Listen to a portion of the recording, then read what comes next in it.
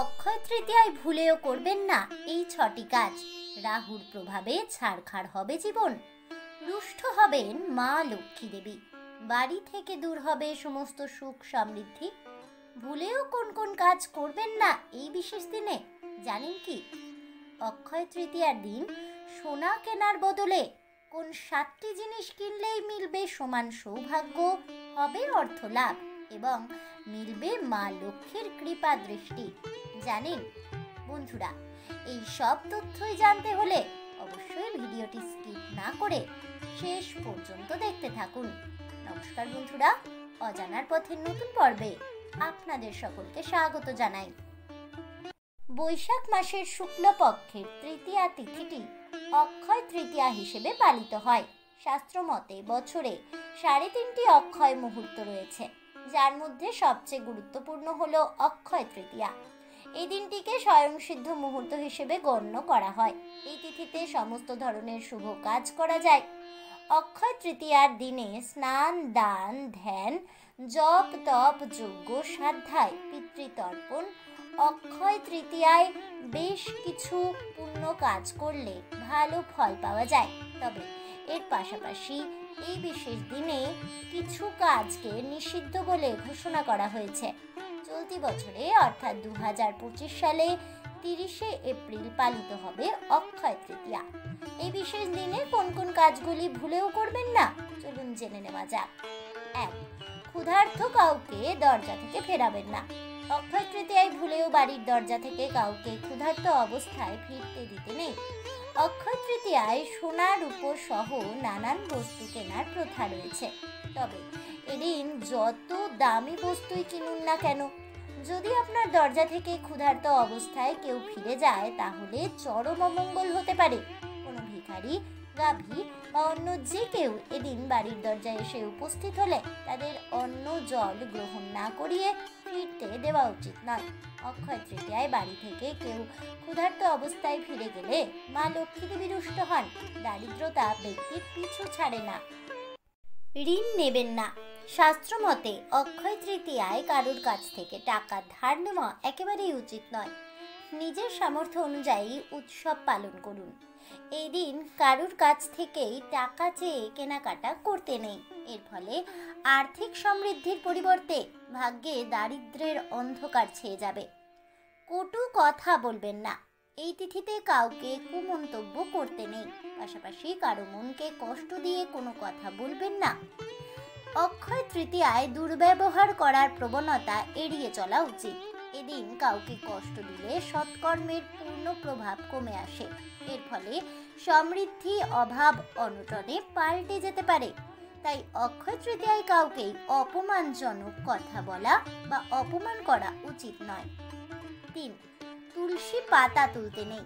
এই তিথিতে স্নান না করেও ভুলেও তুলসী গাছে হাত দেবেন না। পাশাপাশি তুলসী পাতা তোলার আগে অনুমতি নেওয়ার প্রয়োজন আছে।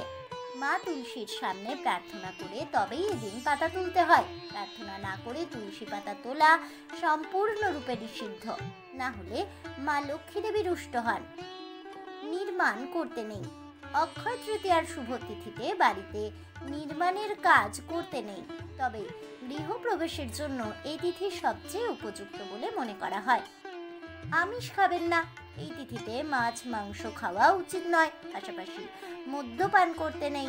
শাস্ত্র মতে এর ফলে নবগ্রহ দুর্বল হয় এবং ব্যক্তি পরিশ্রমের ফলাফল অর্জন করতে পারে না। লক্ষ্মী রুষ্ট হয়ে গৃহত্যাগ করে চলে যান। এছাড়া অক্ষয় তৃতীয়ার দিন প্লাস্টিক, অ্যালুমিনিয়াম বা স্টিলের পাত্র কেনা উচিত নয়। এমনটা বিশ্বাস করা হয় যে এতে রাহুর প্রভাব পড়ে এবং ঘরে দারিদ্রতা দেখা যায়।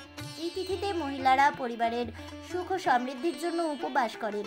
অক্ষয় তৃতীয়ার দিনে লক্ষ্মী নারায়ণের পুজো করা অত্যন্ত শুভ। এই তিথিতে নিয়ম মেনে পুজো করলে সমস্ত মনস্কামনাই পূরণ হয় সেই ব্যক্তির। অক্ষয় তৃতীয়া হিন্দু ধর্মে একটি অত্যন্ত পবিত্র ও শুভ দিন। এই দিনে কোনো কিছু শুরু করলে তা চিরস্থায়ী হয় বলে বিশ্বাস করা হয়। সাধারণত মানুষ এই দিনে সোনা কেনেন, কারণ এটি লক্ষ্মীর আশীর্বাদ ডেকে আনে বলেই মনে করা হয়। কিন্তু যদি আপনি সোনা কিনতে না পারেন তবে চিন্তার কোনো কারণ নেই। জ্যোতিষশাস্ত্র মতে এমন কিছু জিনিস রয়েছে যেগুলি সোনা কেনার পরিবর্তে কিনলে সৌভাগ্য ও অর্থ লাভ করা যায় সমানভাবেই। 1. রূপো। সোনা কিনতে না পারলে রূপো একটি চমৎকার বিকল্প ধাতু। লক্ষ্মী নারায়ণের পায়ের রূপোর মূর্তি, রূপোর মুদ্রা বা বাসন কিনলে আর্থিক স্থায়িত্ব আসে। 2. গোমূত্র বা গঙ্গা জল।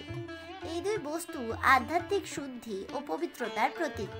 অক্ষয় তৃতীয়ায় গঙ্গা জল বা গোমূত্র কিনে ঘরে রাখলে বাস্তু দোষ দূর হয় ও ঈশ্বরের কৃপা বর্ষিত হয়। 3. ধাতব বাসন। কাঁসা বা পিতলের থালা, গ্লাস, কলস ইত্যাদি এই দিনে কিনলে লক্ষ্মীর প্রবেশ ঘটে এবং বাস্তুর শক্তি উন্নত হয়। 4. তুলসী গাছ বা পবিত্র গাছ। অক্ষয় তৃতীয়ায় তুলসী, বেল গাছ বা অশ্বত্থ গাছ রোপণ করলে পরিবারে শান্তি, আরোগ্য, ধন বৃদ্ধি হয়। অন্ন বা খাদ্যদ্রব্য। চাল, গম, ডাল, নাড়ু, চিড়ে বা গুড়ের মতো অন্ন কেনা এবং তার দান করলে তার ফল অক্ষয় হয় সারা জীবন। এগুলি চিরস্থায়ী সঞ্চয়ের প্রতীক। দেবমূর্তি বা পবিত্র পাথর যেমন শালগ্রাম শিলা, পারদের শিবলিঙ্গ। এই পবিত্র দিনে শালগ্রাম শিলা বা পারদ শিবলিঙ্গ ঘরে কিনে এনে প্রতিস্থাপন করলে দীর্ঘকালীন অর্থ ও স্বাস্থ্য লাভ হয়ে থাকে। লাল বা হলুদ বস্ত্র। লক্ষ্মী ও নারায়ণের প্রিয় রং হলো লাল ও হলুদ। এই রঙের নতুন বস্ত্র কিনে পরলে ইতিবাচক শক্তির সঞ্চার হয়। সোনা ছাড়াও অক্ষয় তৃতীয়ায় বহু বিকল্প উপায় রয়েছে, যেগুলি আপনাকে সমৃদ্ধি, স্থিতি ও ঈশ্বরের আশীর্বাদ এনে দিতে পারে। অর্থনৈতিক কারণে সোনা কেনা সম্ভব না হলেও এই বিকল্প বস্তুগুলি মন থেকে গ্রহণ করলে ফল কিন্তু অক্ষয় থাকে। আজ এ পর্যন্তই। তাহলে বন্ধুরা, অক্ষয় তৃতীয়ার দিন কোন কাজগুলি করতে নেই সে সম্পর্কে বিস্তারিত জেনে এবং অক্ষয় তৃতীয়ায় সোনা কেনার পরিবর্তে কোন 7টি জিনিস কিনলে সৌভাগ্য অর্থ লাভ হবে সে সম্পর্কে বিস্তারিতভাবে জানতে পেরে আপনাদের কেমন লাগলো অবশ্যই আমাকে কমেন্টে জানাবেন। ভিডিওটি ভালো লেগে থাকলে লাইক, শেয়ার করতে ভুলবেন না। আমার চ্যানেলের নতুন বন্ধু হয়ে থাকলে চ্যানেলটিকে সাবস্ক্রাইব করে দেবেন। পাশে থাকা বেল বাটনটি প্রেস করে রাখবেন নতুন ভিডিওর নোটিফিকেশন পাওয়ার জন্য। দেখা হচ্ছে পরের ভিডিওতে। ততক্ষণ সবাই ভালো থাকুন, সুস্থ থাকুন আর অবশ্যই সঙ্গে থাকুন আর দেখতে থাকুন অজানার পথে।